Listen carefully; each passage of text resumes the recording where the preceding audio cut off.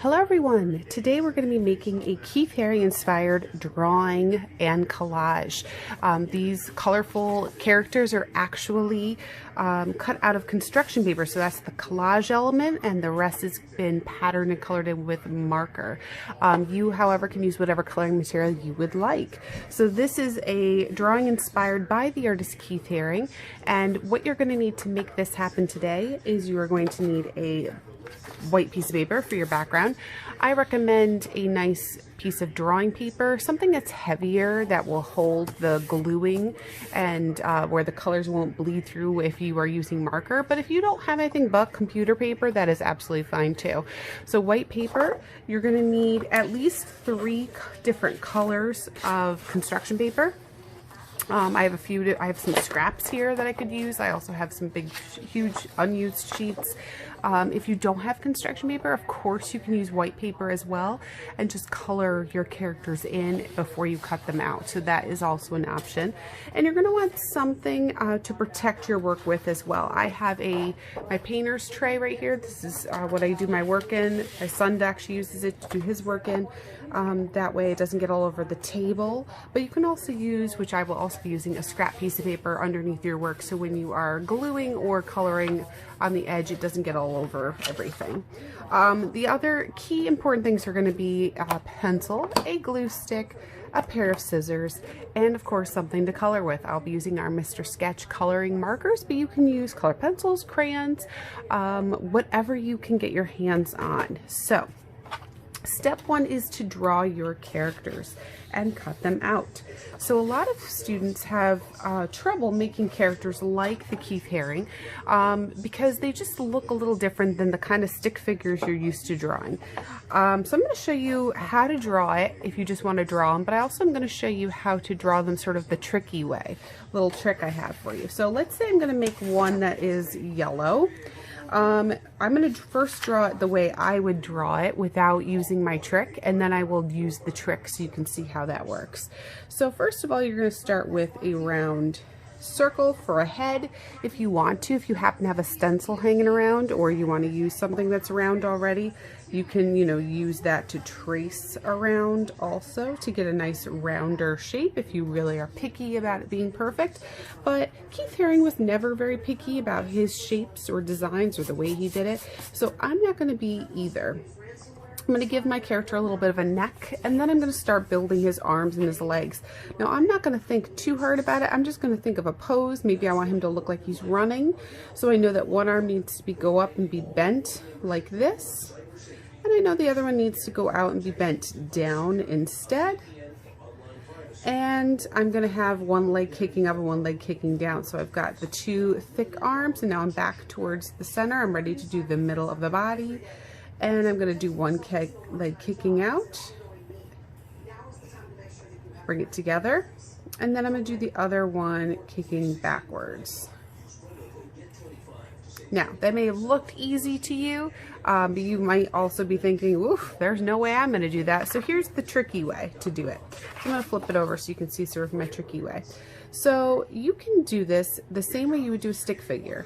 Start with a circle and start drawing your stick figure the way you would want them to be. So again, if I want to draw a stick figure that's running, I might draw an arm going like this, an arm going like that, maybe a little hand, and the body, and I'm going to draw his leg and his other leg, okay, and his foot sticking out. So there's my stick figure running. Now that doesn't look like the Keith Haring figure that we're trying to get, so what I have to do is fatten him up, make him look more like a gingerbread man. So the way I'm going to do that is I'm going to outline. I already have the head that's already thick. I'm going to outline all these lines I did. This is a lot like when I've shown you how to draw bubble letters, how you can write just the letters normal and then outline them. So what I'm doing is outlining them. This way you can thicken up your work. Outlining. And after you're done outlining, you don't want to leave this line here because, again, it doesn't look exactly like the Keith Haring figure that we want. So I'm going to now erase the inside. Now, in order to erase it really well so you can't see the lines anymore, you're going to want to make sure you draw your stick figure really lightly. You don't want to draw too dark. If you draw too dark, you're not going to have a very easy time erasing it later. Okay, so that's how you do that. So if you want to do it that way, that is totally fine. You can practice a few times until you get a figure the way you like it, or you can just freehand it like I did for this one. Now, here's the next thing. In my example here, each of my characters is doing a different activity, a different motion, but you might want them all to be doing the same motion. So if you want them to be doing different motions, this one's bigger, these ones are smaller, you can keep doing what I just did on different colored paper. Say, okay, I'm done with this one. Now I'm going to draw a different one on this color and a different one on this color. You might, though, instead want them all to be the same. So here is how you do it if you want them to all be the same. I'm going to first cut out my figure completely and as neatly as I can. And if you make a mistake, don't worry about mistakes. Mistakes are totally fine. You can always glue pieces back together. So if I was to chop this arm off by mistake, I could glue it back down together once I get it on my final paper. No big deal. I could also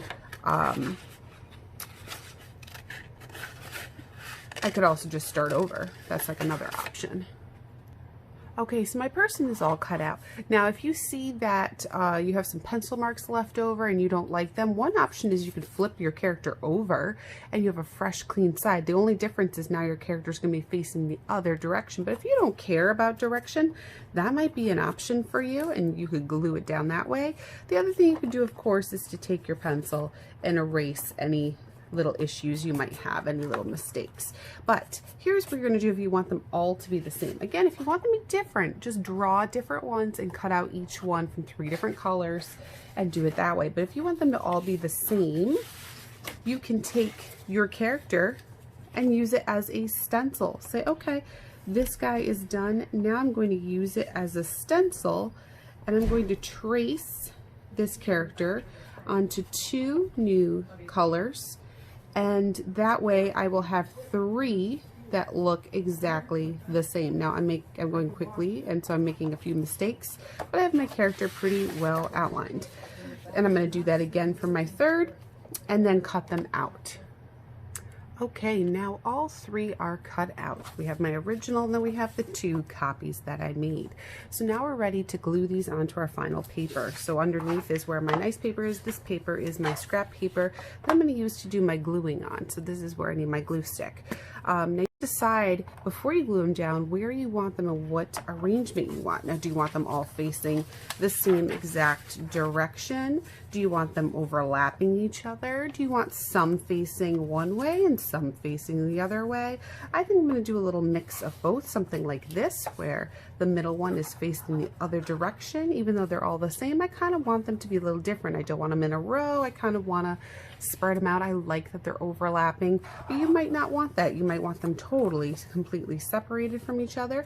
You have to decide what looks good to you and what you really like. Actually, maybe that is kind of cool. I kind of like that too. See, just moving it before I glue it gives me a chance to see what it might look like before I do it.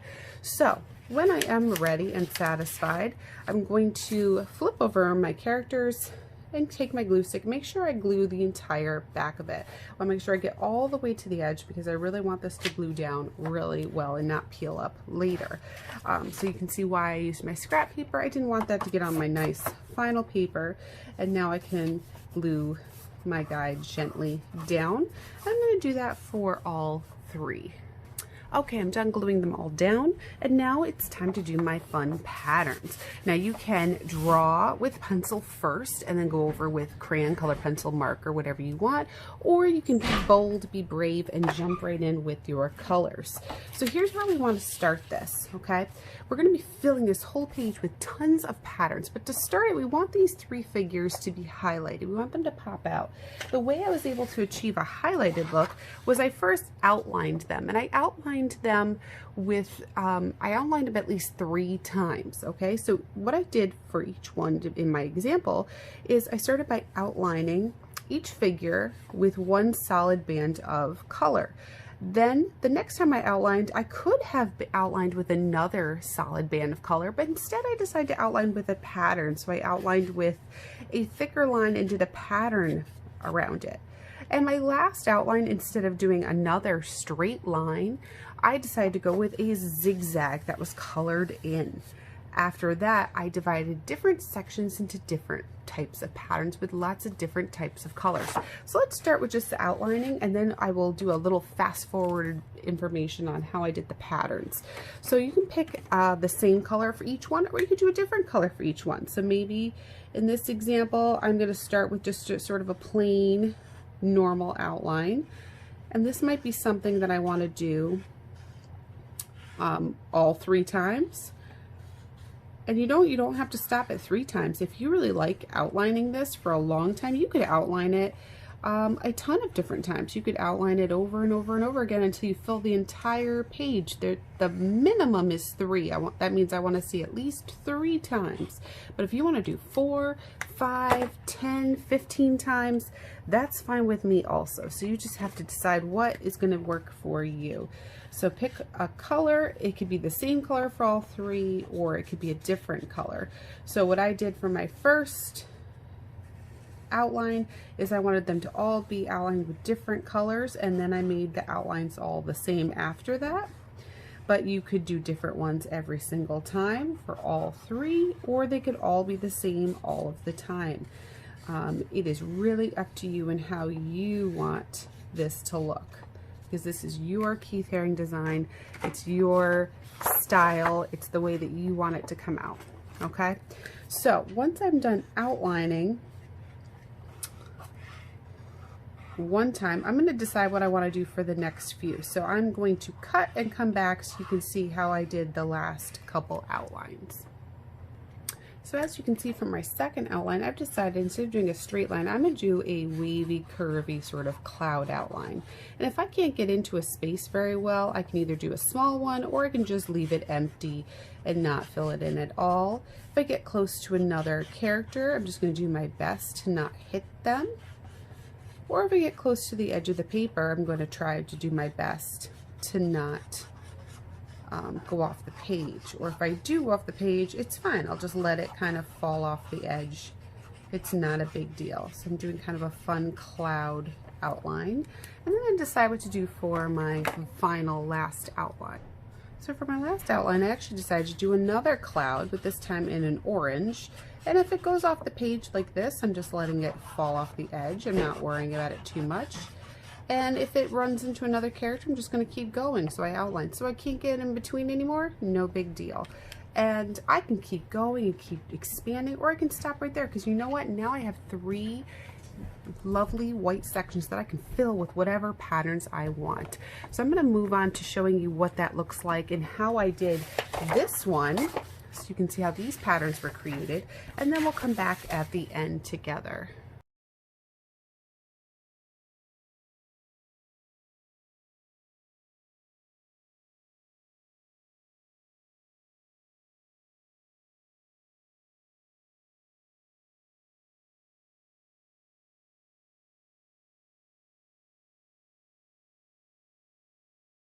I hope you guys had fun with that. If you could, I showed you my other one, and in this one you can see I did polka dots in this, I did zigzags in this, and this one I tried to do a plaid pattern where some stripes were going this way, some were going this way, some were thick, some were thin, trying to vary it up. So I cannot wait to see your awesome Keith Haring designs. Make sure that you upload them and share with me so we can all share in the awesome, beautiful imagery that you come up with.